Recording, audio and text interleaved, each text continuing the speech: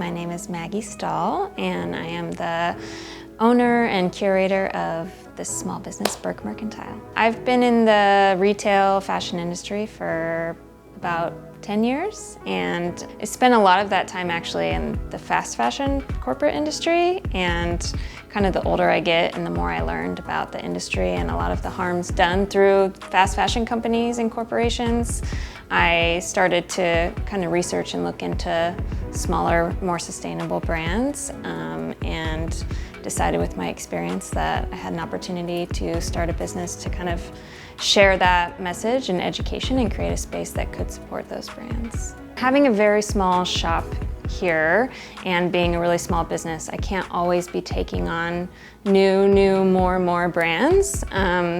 And so I wanted to develop a way to still be able to support and feature a rotating list of new brands all the time.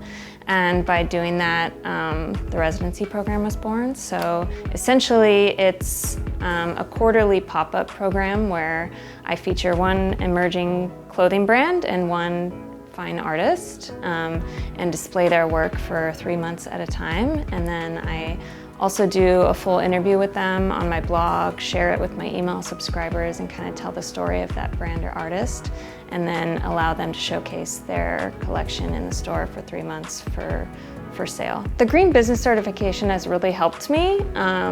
Even though it was a relatively easy process, it sort of set guidelines for everything else.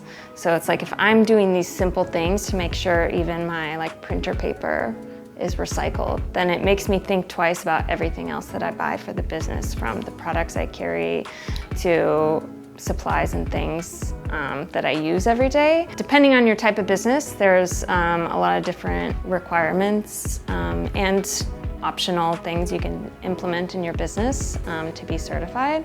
So for a retail business, a lot of it has to do with energy efficiency in my space, so really reducing water use and electricity use, and then also with supplies that I buy and use for the store. So for instance, all of my paper products I buy are between 50 to 100% recycled paper products, which also makes them recyclable once they get to the end user. I think particularly with the product I sell, it requires a lot of effort on my end to educate my customer.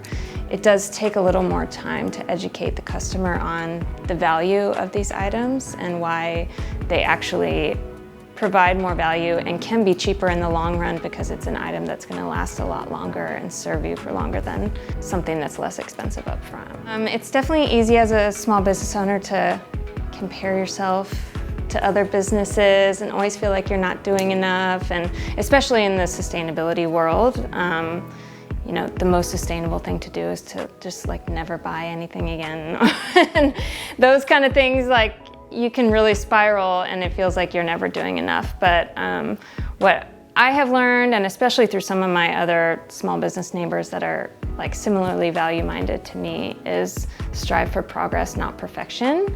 And you know, if businesses like mine and some of my neighbors weren't here to provide some better alternatives and products that people are going to buy regardless, then the only thing people would have as options are, you know, less sustainable things to purchase. So it can get difficult, but I think it's always good to do a little bit of what you can rather than striving to be absolutely perfect in everything. So it's been really important for me to always give back in some sense, because small businesses really can be the heart of a community, and so much of the locals' time is spent in our spaces and getting to know us. And so it's kind of my way to thank them and give back to my community for supporting me and helping me be here too.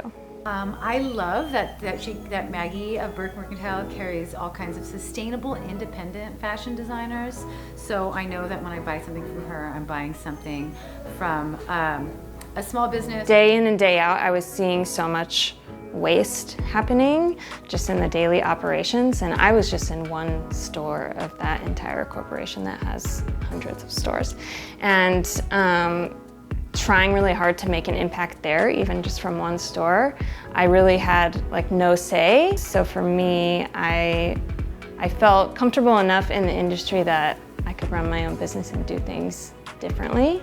And so I decided to step away from a little bit more of a cushy environment and try to do better, just better in the industry.